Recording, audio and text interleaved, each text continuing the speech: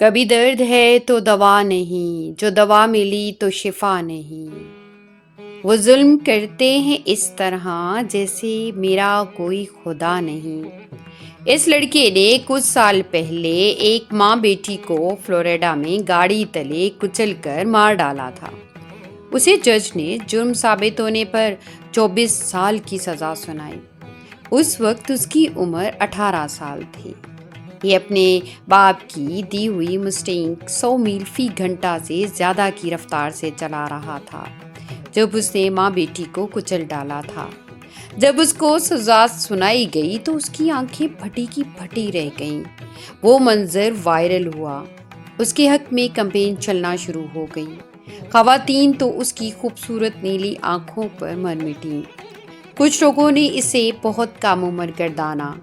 مطالبہ یہ تھا کہ اسے سزا نہ سنائی جائے۔ امریکی معاشرے کے مزاج کے عین مطابق لاتعداد سازشی کہانیاں گھڑ لی گئیں کہ یہ لڑکا تو اصل قصوروار تھا ہی نہیں اور وغیرہ وغیرہ۔ اس کے حق میں چلنے والی کمپین اس قدر زوردار تھی کہ ایک دفعہ دنیا حیران رہ گئی کہ سپیڈ لمٹ سے دگنی رفتار پر جاتے ہوئے کسی کو کچل دینے والے شخص کے لیے ایسی ہمدردی۔ لیکن امریکہ کا نظام انصاف لولا لنگڑا کانا گنجا نہیں تھا۔ یہ اب 2044 میں رہا ہو۔ پاکستان میں جس عورت نے باپ بیٹی کو مارا اس پر کیمرون ہیرن کہانی یاد آ گئی۔ پہلی منافقت ہمارے معاشرے کی ہے۔ اگر کوئی کچلنے والا بس ڈرائیور رکشہ ڈرائیور ہوتا تو کراچی کے مزاج میں عین ممکن تھا کہ اس کی بس یا رکشے کو اس ڈرائیور سمیت آگ لگا دی جاتی۔ اب لینڈ کروزر کو آگ لگانے کی جرأت کسی کو نہ تھی۔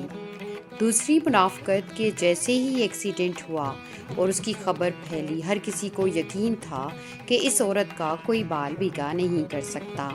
وہ عورت بھی ایسی مکار نکلی کہ فوراً وہیں ڈرنک ہونے یا ذہنی مریض ہونے کا تماشا شروع کر دیا۔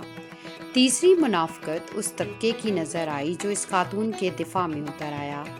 یہ ایلیٹ طبقہ وہی ہے جو خواتین، مزدور یا غریب کے حقوق پر کسی امریکن اسپانسر کانفرنس میں بڑے تمطراق سے شرکت فرماتا ہے۔ چوتھی منافقت اب ہم عدالتی نظام کی دیکھیں گے کہ اس عورت پر تیز رفتاری اور شراب پی کر گاڑی چلانے تک کا مقدمہ درج نہ ہوگا اور سب کچھ کسی کارپیٹ کے نیچے دھکیل دیا جائے گا۔ پانچویں منافقت ہم سب دکھائیں گے اور ایسے ہی کسی اگلے سہانے کا انتظار کریں گے اور اس پر 2 سطریں لکھ کر یا تو لائک کر دیں گے یا پھر خاموش کر دیے جائیں گے۔